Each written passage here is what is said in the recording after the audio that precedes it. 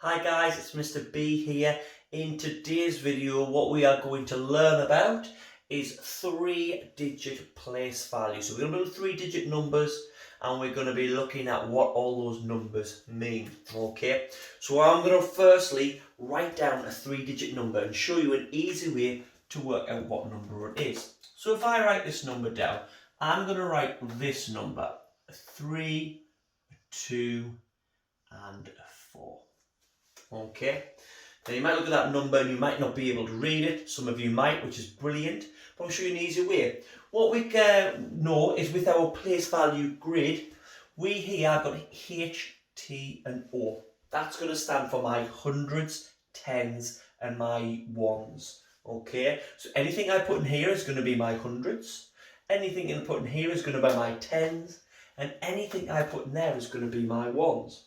So what I'm going to do to help me read this number is I'm going to move this into my grid. So I'm going to put my 3 there, then my 2, then my 4. What we do have to remember is we can only ever put 1 digit in any of these columns. So I can't do that. Okay, I can only have 1 digit in there. You need to always remember that. So now I've got that number in. Now, what's really good for us is this column is a hundreds column. So, whenever we start our number, let's have a look at how many hundreds we have, and all we have to say is that many hundred. So I can say 300. And then what I do is I read the next number and I add that on. So 324. Okay, 324. Let's do it with another number. Let's say I've got the number 477. So if I put my 4 in my hundreds, 7 in my tens, 7 in my ones, I've got 400 and, let's look at my next number, 77. So 477, and it helps us to read those numbers. We'll do one more. Let's have 612, and I'm going to put it straight onto my grid to help me read it. 612. So we can see we've got 6 in the hundreds column, 600, and then what number we got left? 12. So 612, and that helps us read that number, which is really good. But what we do have to remember is, although this digit here is only 6, because it's in the hundreds column, this is showing us 600. Okay, and this one here is in the tens column, so that's showing us 110, which is 10. And this one here, because it's in the ones column, is just showing us 2. So we can see that this number is 600, and then we've got 110, and then we got 2 ones, and we put them together. Okay, so that's going to help us read some numbers. Now, what we're going to do there now is we're going to get used to being able to tell which digit is in which column. And again, firstly, what we'll do is we'll get a number. Let's say 781. We've got that number. Okay. Now, this is our number, but when I'm talking about a digit, I'm talking about one of the numerals in here. So there's a 7-digit, an 8-digit, and a 1-digit. But my number is 781. Okay?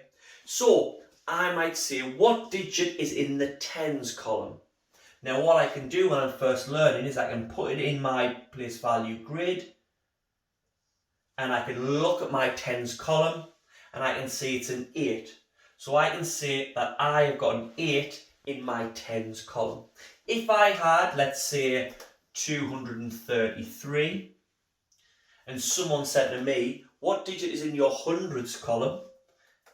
I could put it into my grid, and I could see that in my hundreds column, I have a 2. So there is a 2 in my hundreds column. And the more and more you'll do that, eventually you'll be able to do it without having to use your grid. So if I write a number now, let's say 542, if I look at that number and someone said, what's in your tens column? Because I've practiced lots, I can go, well, I know it goes hundreds, then tens, then ones. So my tens column, the digit that I have is a 4. Okay, so I have a 4 in that place. And the more you get, the more practice you'll have. You'll not have to use that, and you'll be brilliant and flying. Okay. So what we also might have to do is, if we've got a question, someone might ask us the value of a digit. Okay. So if I have the number 491, someone might say to me, what is the value of the 9 digit? Okay, now again, when we're first starting off, I'm going to use my grid. So I'm going to put in 4, 9 and 1. Okay, so I can see my 9 is in my tens column. So that is telling me I have 9 tens.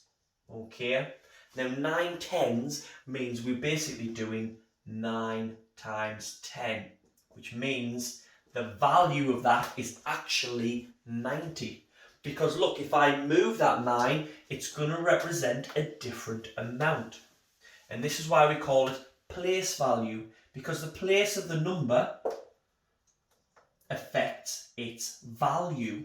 Okay, so if I write in 419 now, I have a 9 in my ones column.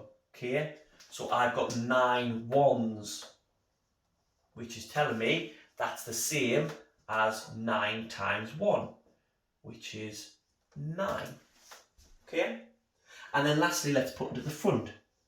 So if we had 9, 4, 1, now if someone said what's the value of that 9, I would look and I'd say the 9 is in my hundreds column. So that is showing me that is 9 hundreds,